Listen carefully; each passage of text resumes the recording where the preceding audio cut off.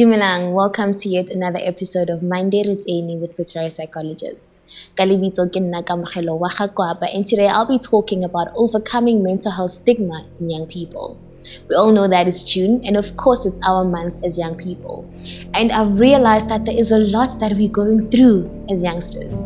There's depression, anxiety, and of course the deadly killer, suicide.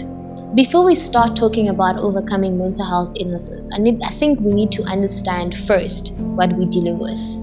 I've realized that in our society, we don't normalize talking about depression. We don't normalize talking about anxiety. We don't make it okay for a person to not be okay. And that is why we find a lot of young people committing suicide.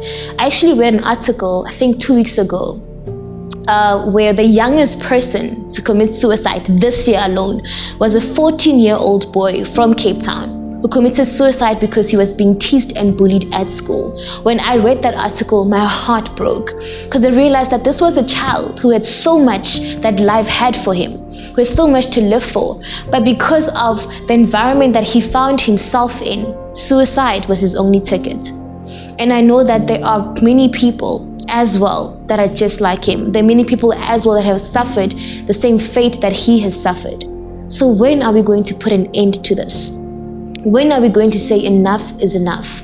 We have to break the stigma as mental health professionals and say that it is okay not to be okay.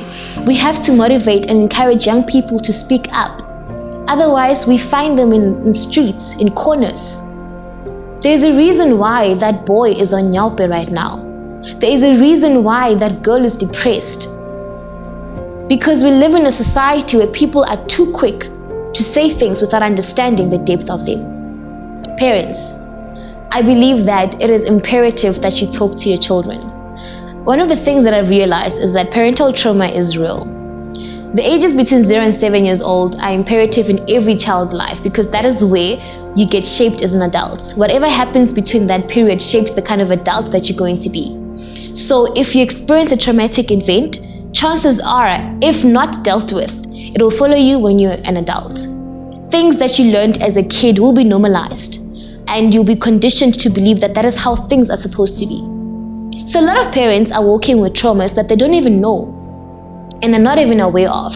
And without even realizing it or without even intending to, they end up actually passing those traumas to their children. And now it becomes a generational cycle that doesn't end or break. And I believe that it is up to us, youngsters who are aware and who are knowledgeable, to actually break that cycle.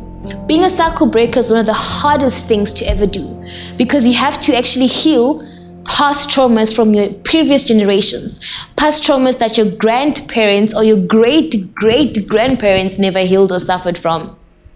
So parents, you could be going through that traumatic event that you don't talk about with anyone. But it could be actually destroying your kids as well without you even realizing it. I believe it is time that we also seek help. That you also say, you know what, I'm going to do this for myself and for my kids. Children, it's not solely your parents' responsibilities to make sure that you're not okay. Your life is also in your hands. You have the responsibility to decide the kind of future that you want for yourself. So also seek counseling, seek help.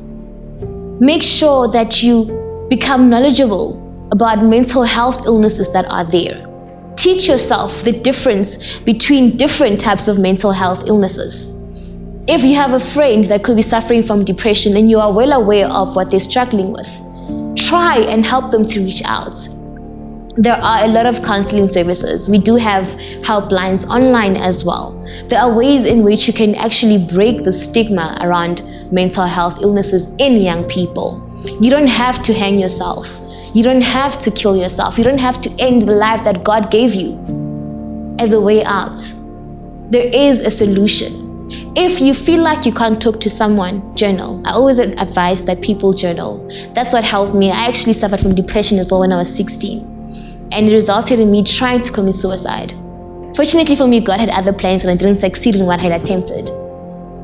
But that actually opened my eyes to realize that if I went through that, then surely someone else could be going through the same thing. I know how it feels like to feel like you're hopeless. I know how it feels like to feel like you crying out your voice, your lungs out, and no one is hearing you. I know how it feels to speak and not feel listened to. I I understand that feeling. I understand the questions that are flooding through your mind. I understand you asking yourself, what are you still fighting for?